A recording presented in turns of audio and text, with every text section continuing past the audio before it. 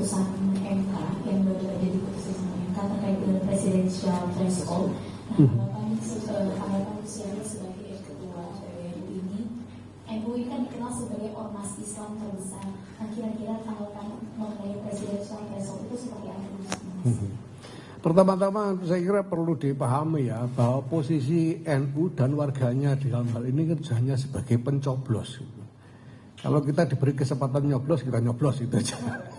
Nah, soal siapa yang boleh nyalon atau tidak, ini kan domain dari aktor-aktor politik kelembagaan, ya, yaitu partai-partai, DPR, ya, dan lain sebagainya. Ya, saya kira ini perdebatan yang cukup lama dan sekarang kebetulan sudah menjadi keputusan MK. Ya.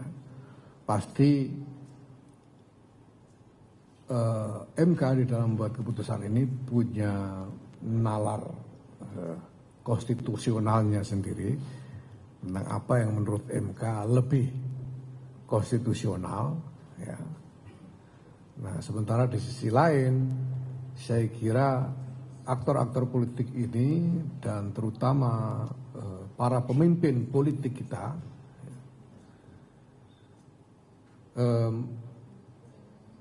mempunyai visi tentang bagaimana konstruksi politik Indonesia ke depan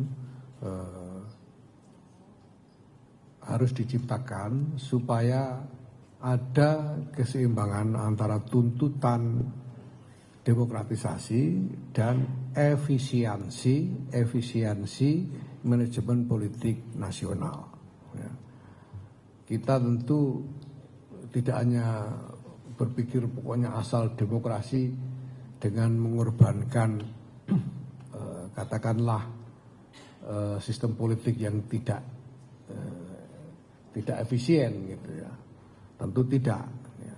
Tapi harus ada perimbangan tentang hal itu. Saya kira ini menjadi gagasan dari para pemimpin politik. Nah, buat kami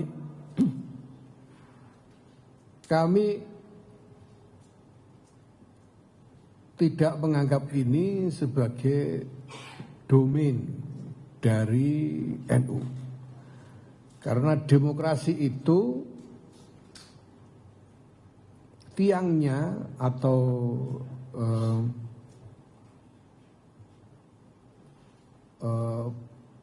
pondasinya adalah partai-partai politik. Jadi ini domain dari partai-partai politik. Ya, demokrasi kita, demokrasi melalui partai-partai politik. Maka pertama-tama bagi kami saya kira bahwa partai-partai politik itu harus diberi kepercayaan untuk membangun konstruksi demokrasi Indonesia yang lebih baik ke depan. Ya. Karena tidak mungkin demokrasi bisa berjalan tanpa partai-partai politik yang dipercaya oleh rakyat.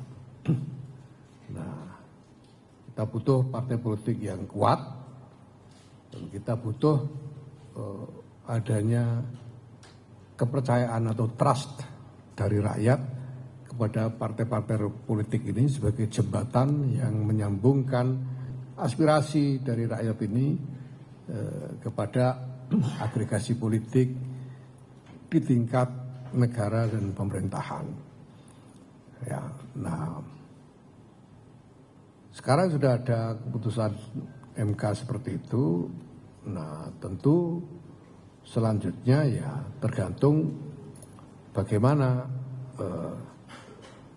lembaga-lembaga politik yang ada, mulai dari partai-partai, DPR, MPR, pemerintah di dalam